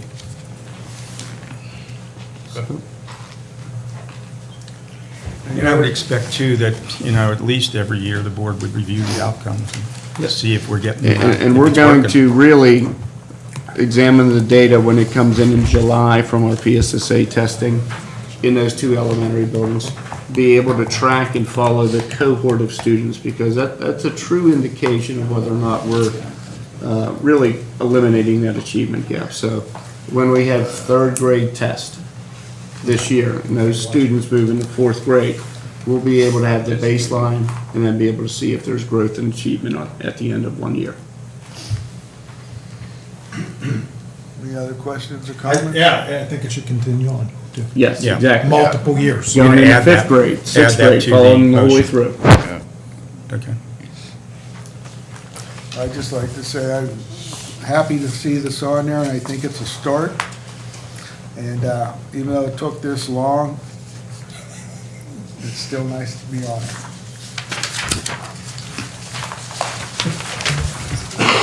Just remember, Scott, the difficult we do immediately, the impossible takes a day longer. we have any resolutions presented by board members at this time? Seeing none. Sick. Comments from residents on non-agenda items? April? Or whatever you want to talk Yes, about. they- Yeah. State your name and address for the record. My name is April King. My address is 4437 Helmar Drive, Monroeville. That it? Good enough. A couple things. One, I think that the committee is very grateful that the school board has chosen to take this topic seriously. We know how it affects our kids in the community, and it has been years in the works. So for us to finally see it in this boardroom and discussed among all of you, we're really grateful for that. Also grateful for the opportunity on the committee for all of us to be able to speak with you on the topic and together to try to bring information to the forefront that you would have in front of you to make your decisions. So we are really thankful for that. Thank you. One thing that I was asked to do was to talk with the members on the Achievement Gap Committee and let them know some things that were brought to me. And in doing so, some of them had some concerns, and I told them that I would share them here with you tonight. One concern was that the initiative it was felt that the initiative should be district-wide. That as a pilot program, some people felt that it would shortchange other students in the district who would be unable to access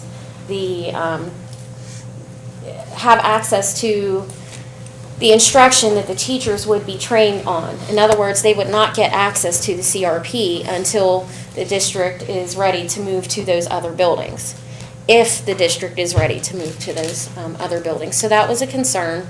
Another concern was about the social worker piece.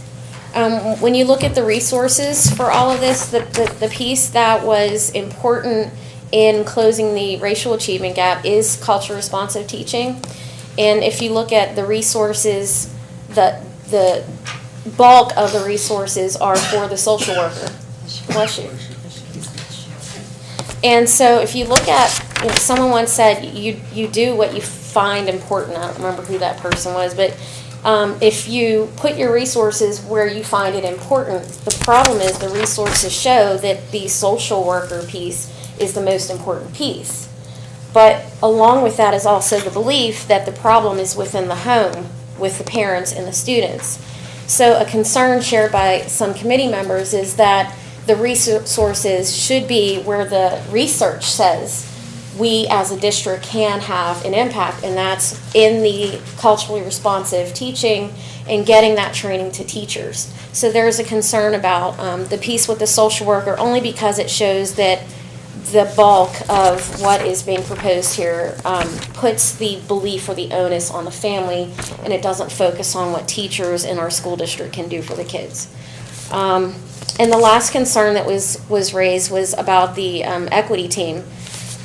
We had strongly in our committee discussed needing an equity director, and I'm not sure really what happened to that piece, but we feel that if someone doesn't hold this together, that the errors of the last couple of years may continue.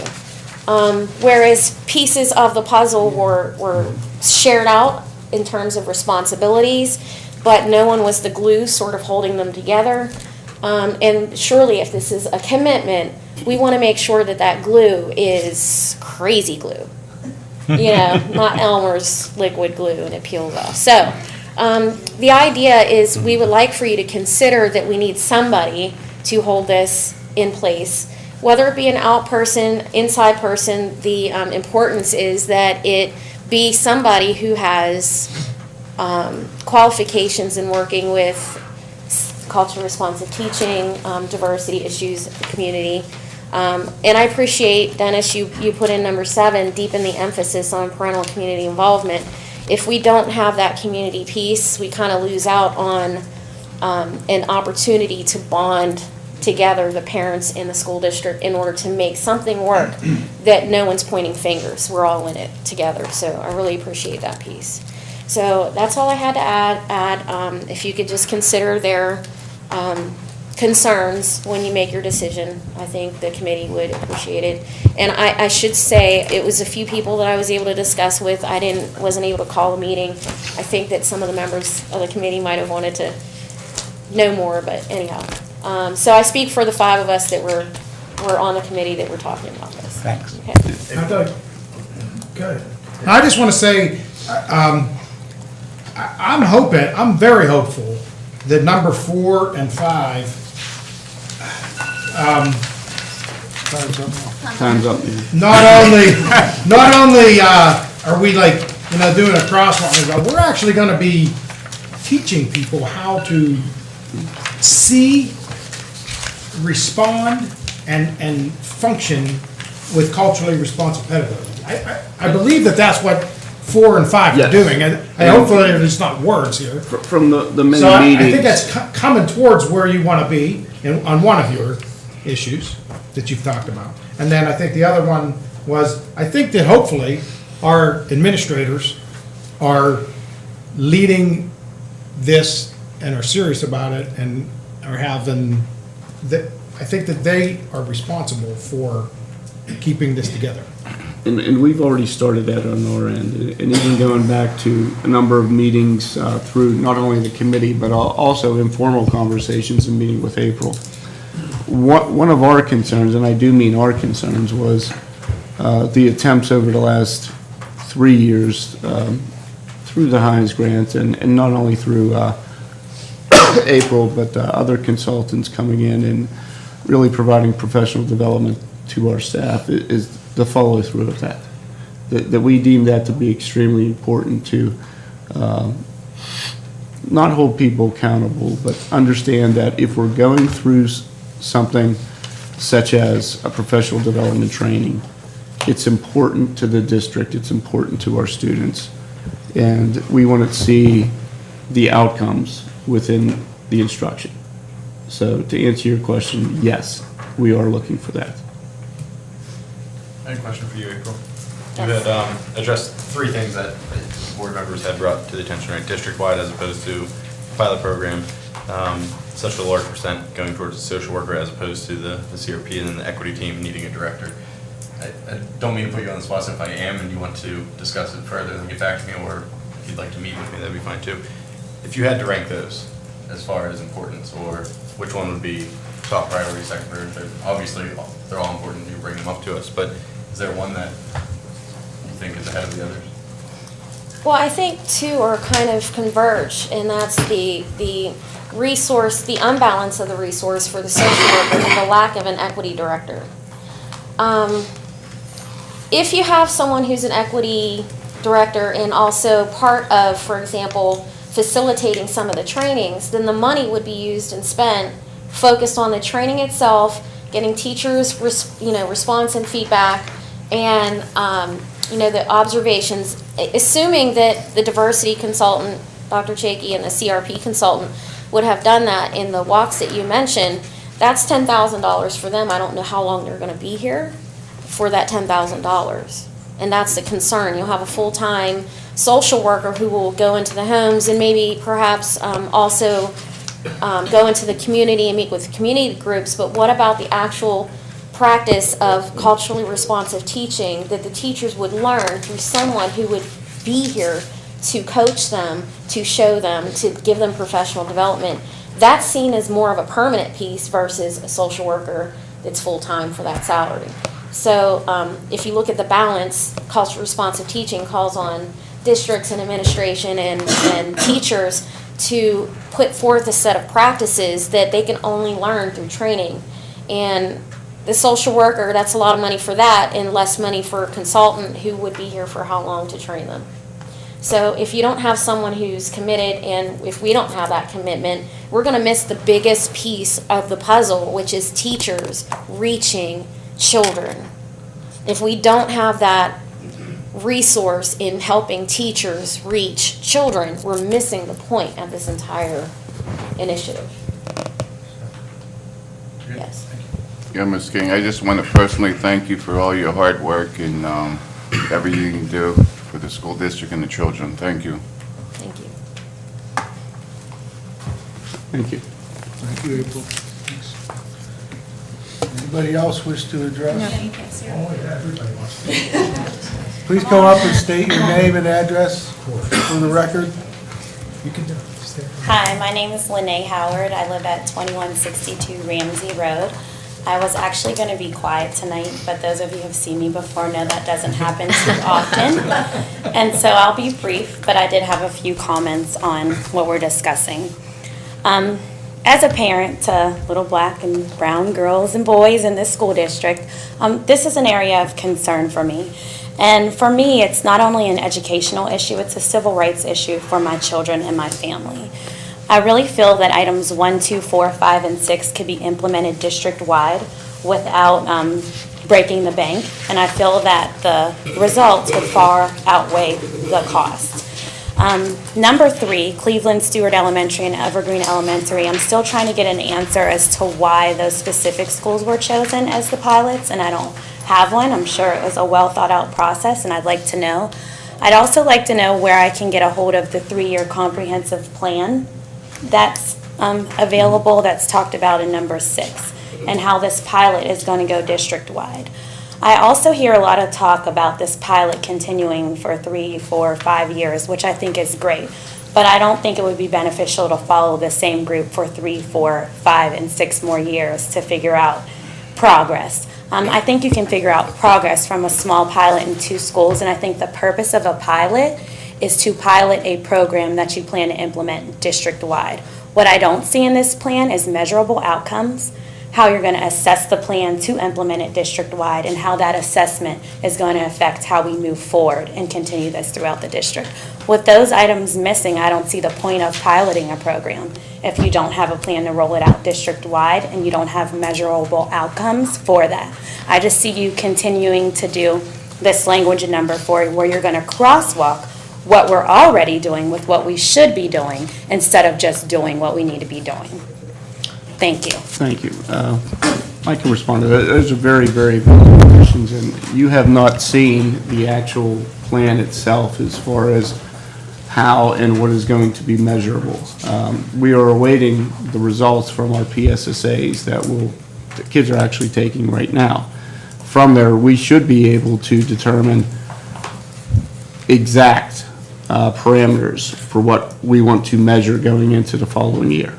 So you will be able to see a concrete plan of what our goals, how they'll be measured, what we deem to be successful. How do you develop recommendations then without the goals in place? Recommendations? Yeah, you have recommendations here, but you're saying that you're waiting for PSSA results so that you can figure out what your goals are. How could you make recommendations without knowing the end goal? It just doesn't make sense to me. Well, these are recommendations from the actual committee itself. And then moving forward, once these are in place, we want to be able to put data behind these in order to determine, okay, this cohort of 3rd grade students, currently they're sitting at this rate of proficiency or this rate of growth. We want to be able to then say, okay, after 1 year of implementing all this and benchmarking them and diagnostically assessing them through the data, we're able to really track those kids over the course of a year to determine, A, has this plan been successful or not? I'd like to add to Lene, if I may. This has been and will continue, should continue to be a process. So this isn't an end game from my point of view, and I don't think the committee saw it as an end game. The committee's not, it doesn't necessarily have to be disbanded. And that's up to the president and the board. But I would hope that those of us that engaged in this from the beginning would stay involved in monitoring and talking about the very things you're raising and the things that Bill's raising and the things that April has raised. It's a process. It's an ongoing process. And I think I said at the special meeting we had, I've learned a lot as a result of this. And I think board members have as well. So I think your issues, those issues that you're raising, can continue to be looked at as we go through the process.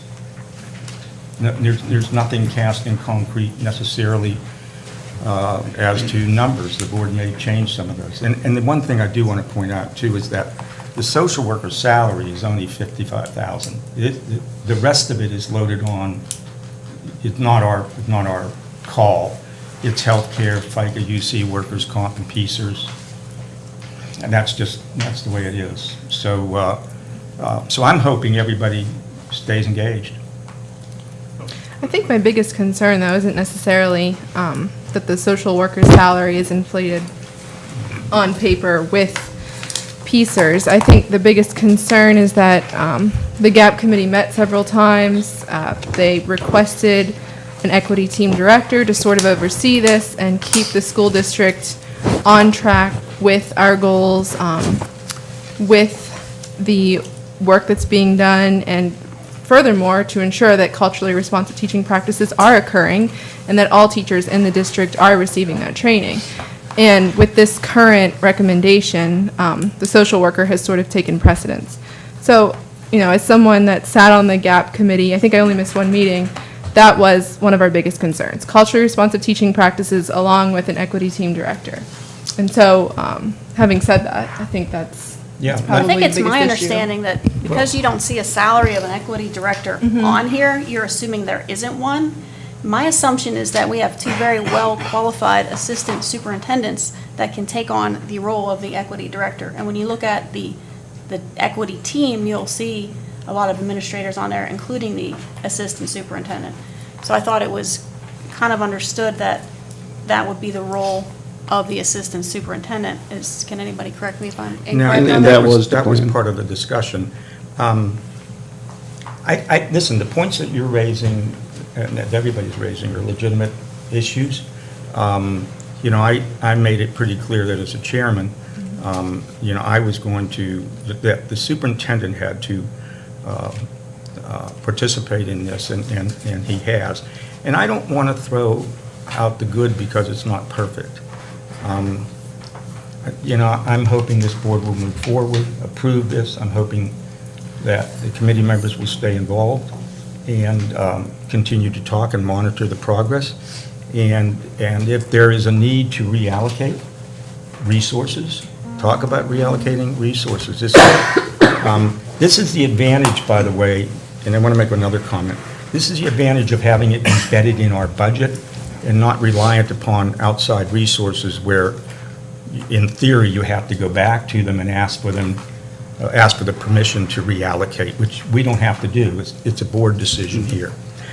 I also want to point out that for whatever reason, I see item number 1, the establishment of district-wide policy on equity goals, as being very significant. It doesn't get a lot of attention, but it's a piece that any citizens in this community, once adopted, can go back to and say, wait a second, guys, you know, the data doesn't support your goal 2, 3, 4 years down the road. I mean, this is, from my point of view, it's a huge commitment on the part of the district, a right commitment on the part of the district, and makes a real, very, very strong statement if this is adopted by the board. And that statement is that we are committed to establishing equity goals. So for what it's worth, I think that's important. Okay? We have one more comment. Sure. Before we go, Mr. Kelly, Lynette asked another question. Why was Cleveland Stewart and Evergreen chosen as there? I assume we have an answer for that? Yeah. Is that where the largest margin was? It was the data, and Dennis did that work on it. It's data-driven, so, yes. Data-driven how? The PSSA test scores show that the largest gaps are in those 2 school districts. I mean, those 2 school buildings. Thank you. Okay. Come on up. Please state your name and address for the record. Okay. I'm Janet Kelly, and I live at 707 Bilberry Road in Monroeville, and I'm a member of the Achievement Gap Committee. First thing I would like to say is thank you for adding in the diversity training, which was not in the administration's original proposal when we met before, so I do thank you for that. But I guess my question is, again, going back to the social worker, because I reiterate, I have to agree with what April said in that I'm not sure how a social worker, and maybe that's not and maybe that's where I'm looking for more input from you as to what you see the social worker, the role of the social worker. But my question is, how is the social worker going to help the achievement gap when I think more of the education would be important? So, why do we have that much money? And I realize that there's benefits included. Why can we not have more money for someone full-time instead of a social worker, someone more trained in diversity and CRP as our full-time person, and having those $10,000 and $10,000 for the social worker to assist in the other roles? So that's just my question. I mean, I guess I'm having a hard time understanding why, like April said, the bulk of the 167,000, almost 100,000 of that is for a social worker. And I'm just not sure, in my mind,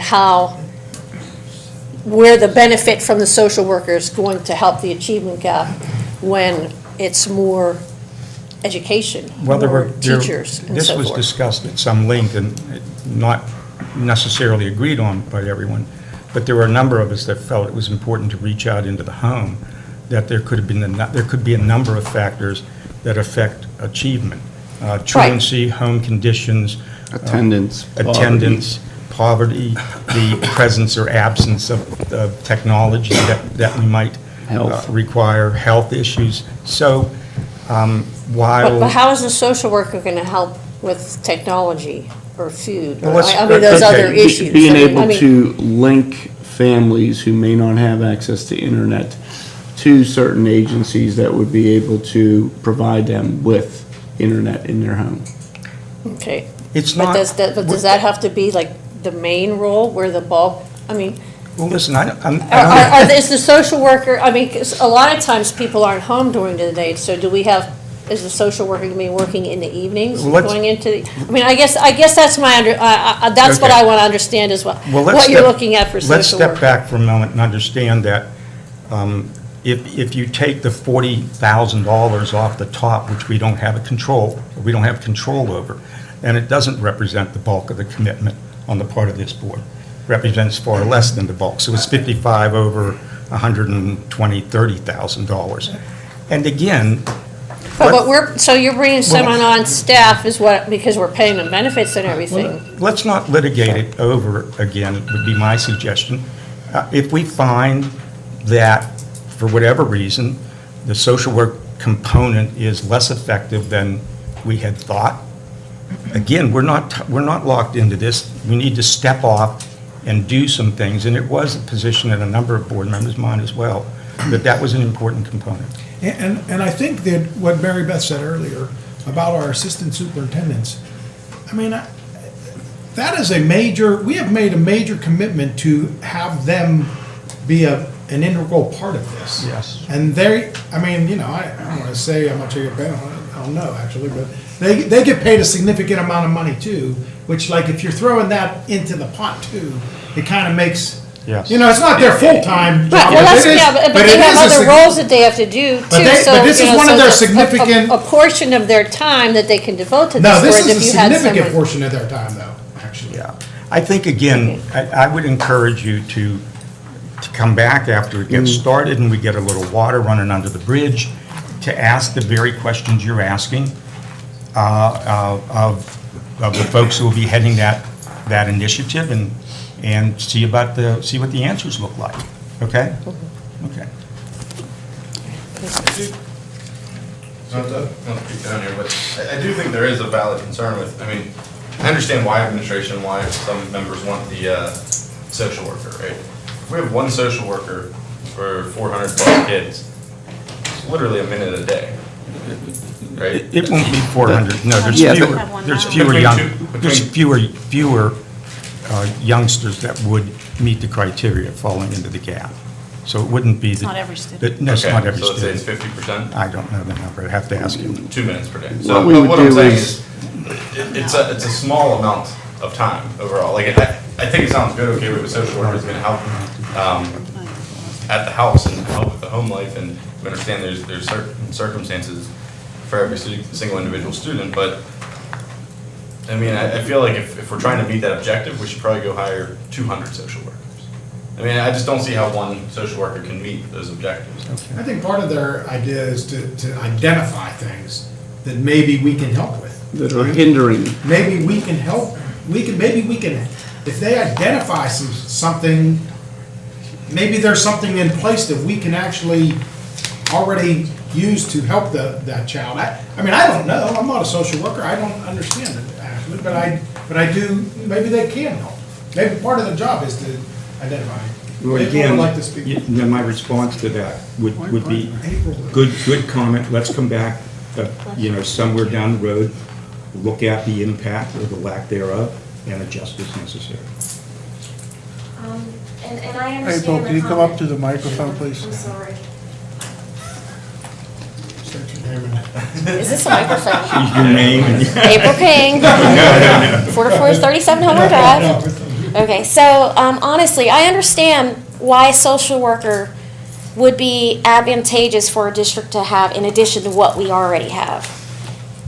As an answer to closing the achievement gap, the research shows culturally responsive teaching, not social workers, close the gap. Yes. So if we're going to put our money where the research is, our money should go in providing teachers with training on culturally responsive teaching. I have not found or uncovered in any of my research that social workers close achievement gaps. I have, however, found in my research that closing the achievement gap using culturally responsive teaching by teachers in elementary and high schools can help close the achievement gap. It not only helps close the achievement gap, but it has, in some cases, reversed the achievement gap in some districts, meaning it is highly effective, meaning that when students take the PSSA tests, that it's evidencing in those tests. So I just wanted to share that. Okay. Thank you. I think the district is pretty committed to implementing the culturally responsive teaching. I think we've shown that. I think there's also we talked about this in the committee, this is a very complex issue, otherwise it wouldn't have been an issue for the last 50-plus years. So it's not a real simple solution. I think that, the committee and the administration is trying to look at other avenues that cause that gap. So yes, we're on board with culturally responsive teaching, but there are studies out there that show that poverty has a big impact on a student's school performance. So if we're trying to get all of our kids' achievement up, and if poverty in some way is affecting a child, or, the truancy issues, or the lack of, you said, of tools, and a social worker can fix those problems, why wouldn't we do that? I think we're trying to hit this problem at multiple angles, because we know that it's challenging, and the more avenues that we put in place to address the underperforming students, the better off we'll all be. That's all I have to say. Anybody else wish to address the board? Matt? Matt Stakunis, 123 Covington Drive, Monroeville, Pennsylvania. Technology education teacher at Gateway High School. This Saturday, April 8th, Mr. Perrianello and I will be escorting the top two teams from Gateway High School Sea Perch competition to the Pittsburgh Regional Sea Perch competition being held at California University of Pennsylvania. Team PhD ×2 consists of Andrew DePalma, Luke DePalma, Garrett Hamilton, and Asher Pascalinqua. Team McNair consists of Nathan Ridge, Aska Prebody, and Ryan Young. The top two teams from the regional competition will receive an invitation to the 2017 National Sea Perch competition held May 19th and 20th in Georgia Tech in Atlanta, Georgia. The Sea Perch Challenge will be held in Georgia Tech's Aquatic Center. It was the home of the water events during the 1996 Olympic Games in Atlanta. Asher, Andrew, Luke, Garrett, Nathan, Aska, Ryan have been working very hard in preparation for the regional competition. They've spent countless hours after school and Saturday mornings working on their engineering notebook and practicing in the Gateway High School pool for the two underwater competitions or challenges. We'd like to thank Bob Brown here for always finding us practice time in the pool, for the students to practice with their underwater robots, and the rest of the staff that helped along the way. If you're not familiar with the Sea-Perch program, it provides students with the opportunity to learn robotics, science, technology, engineering, and mathematics while building an underwater ROV as part of the Honors Robotics curriculum.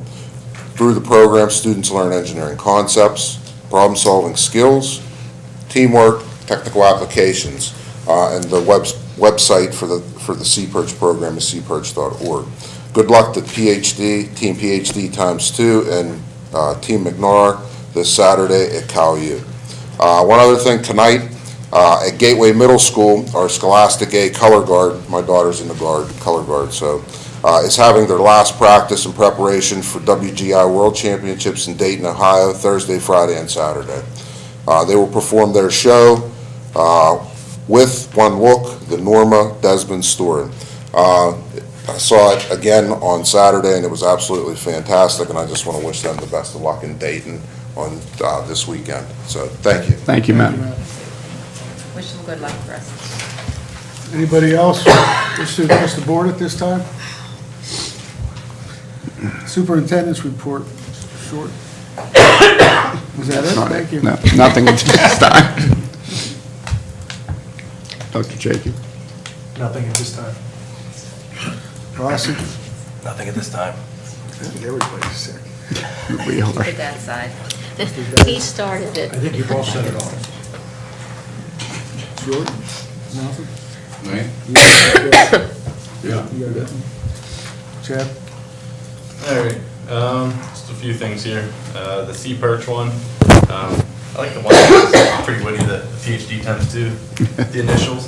Hopefully you come back next month and ask for money to go to Atlanta, because that would be pretty cool to follow up going to LSU to here. So, everyone that took part in the Achievement Gap, thank you. I know there's a lot of hours spent on that committee. I think obviously there's always going to be some differences, and hopefully we can work through them and achieve a result that we all do want to see, obviously.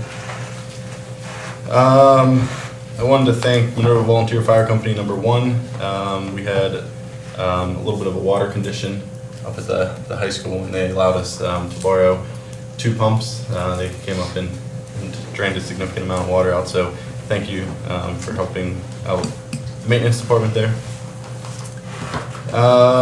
You see several individuals have blue on for Autism Awareness Month. So just pay attention in the schools. There's all kinds of really awesome events that are going on through the special ed department, through the individual schools, and throughout district-wide initiatives as well, to draw awareness and really educate our students and our community as to autism. I was asked to bring up University Park. They have an Easter Bunny breakfast that benefits the Make-A-Wish and University Park Elementary School on Saturday, April 8th from 9 a.m. to 1 o'clock.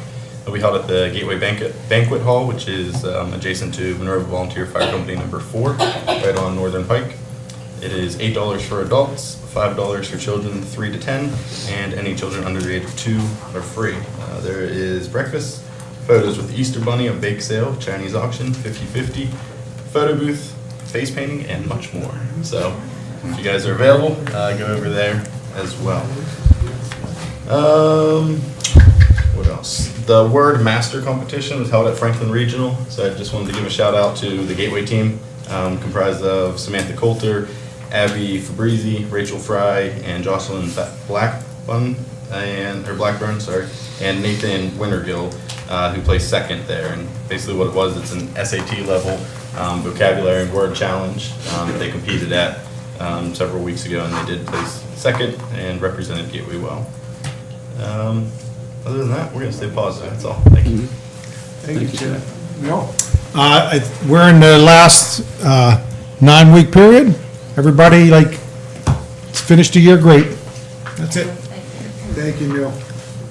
We do have new artwork, but I'll talk about it next meeting. Okay. I have went over most of them. I want to look in more details. We'll get those next meeting. George? Yeah, thank you. Chad, thank you for reminding us about the Easter hunt, because I love hard-boiled eggs. And, you know, I'll be there. And also, I have my shirt on Autism Week this week, and please give your child a big hug and a kiss for me. Thank you. Mr. Ritter. Well, I attended the PSBA's Spring Legal Roundup a few hours ago. That's why I'm sort of zoned out here. I'm sort of burned out. 3 lawyers got together and spoke. That's enough to do it. Bruce? And we got one, and that does it to us. Patrick Clare and Emily Lear from PSBA, and they really hit a huge set of legal topics. Let me just give you a spattering here. School stability, student discipline, truancy, First Amendment rights, vaccinations, diabetes, nutrition, bullying, dismissal, and on and on. So I have the materials. If you guys, would like to take a look at it, please get in touch with me. Bruce was there as well. So I think that's all that I have. Thank you. Good luck to C-Perch, and then also good luck to our administrators, teachers, and students as we muddle our way through our PSSAs. Yes, I'm sure y'all do well. And that's all. I sent my good luck email out. Mr. O'Donnell. Nothing at this time. Hey, report cards came out today, for those of you who didn't know. I have one question with my board report. Is the honor roll simultaneously released, or is there data that's compiled? I believe they wait until there's incomplete grades that are submitted. That way they don't have to go through and run it again. Okay. Great information. If you haven't checked your kids' Yes. report cards, please Yep. do so. That's all I have. Thank you. Val? Well, thanks, Mary Beth, you took my happy report. Okay, that Checking was- them that off was from the- I was- everyone. I'm second, I'm saying, and thank you, Chad, for talking about the word master competition. I had that one and what it consisted of. The Easter Bunny breakfast, you took that one too, cut that one off. Mary Beth, the PSSA testing, got that one done. Rita ate, okay, oh, Stephanie, I'm Yeah. sorry, that was Mhm. Stephanie. With the lawyers again, if you want. No, that's okay, no, that's okay. Madison New Dorfer, I got one. She was selected to train at the U.S. Youth National Soccer Training Camp. She's a 9th grader here from Gateway, so congratulations on that. To John Paul Kromka and Jordan Edwards, they were both selected to the Pittsburgh Post-Gazette first team, all-star team. But you're on that, guys. Spring sports are underway, and thanks to up above, many things have been canceled. But hopefully the weather will turn around. We will get, Unlikely. well, this is springtime, so, we can't really say too much on that. But, we're hoping, fields, we're trying to get everything back into place and all that stuff. But parents, hold on, this is springtime. This is what happens with those sports. Special thank you to the Rotary Club of Monroeville. They did distribute dictionaries to all the 3rd graders here at Gateway. Special thank you to you. To Billy Wren, congratulations for him on being selected to the PEMA All-Star Orchestra. To Meryl Wimko, she was selected for his first soprano in the PEMA. And April Linder, she was first tech challenger in the robotics finalist. So congratulations to her. Good luck to the C-Perch. Wait a minute, I have to see my other notes here. Okay. As Chad mentioned, April is Autism Aware Month. Erica Detman did a fundraiser for these shirts, and with the profits that she made, she's going to be able to take the students to the zoo, which thank you for doing that. I was at high school today and ran into many of my students up there, and you need a smile. You got it when you see them. They're the greatest kids, and I hold them very dear to my heart. And they're the best. And I would like at this time to make a motion to untable the food policy. I would like to make a motion to untable the food policy. I second it. A motion and a second. Roll call, Bonnie? Mr. Stubenbort. No. Mrs. Warning. Yes. Mr. Williams. No. Mrs. Byrne? No. Mrs. Cerucci? No. Mr. Lapsevich? Aye. Mr. Nola? No. Mr. O'Donnell? Aye. Aye. Mr. Ritter? Twice again. No? Motion fails. Okay, with that, that's all I have. Thank you, Bill. I apologize, Okay, I have one Mr. thing Schott. before you go. I forgot to mention, several of us attended the National Honor Society introduction. That was right after our last school board meeting. So, as always, great event by Mr. Whelan, Pete Murphy, and the guest speaker they had come in was Bob Reed. Obviously, didn't spend too much time away before coming back and speaking to the kids. Reading, I mean, those kids' names and the activities that they're involved in, the GPA, it's amazing. I mean, those are the ambassadors of the district, and to see all the students in one area and being recognized for all of their hard work is really special. So. Mr. Reed gave a fabulous speech on integrity, which I thought was fantastic, so thank you, Bob. Thanks, Greg. Thank you. Mr. Schott, I overlooked you. You have anything this evening? Nothing further, thank you. Ms. Crump? Everybody remember to check their calendars next week for spring break. I'd just like to concur with what everybody said here tonight, and I don't want to repeat everything. Also, for the Achievement Gap Committee, when they say pilot, when we started kindergarten here, they like to choose the word pilot for some reason.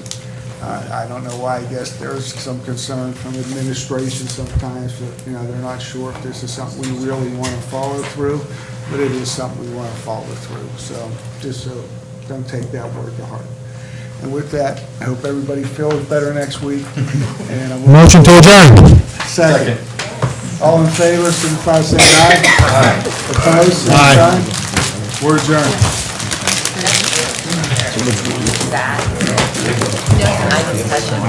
I want to.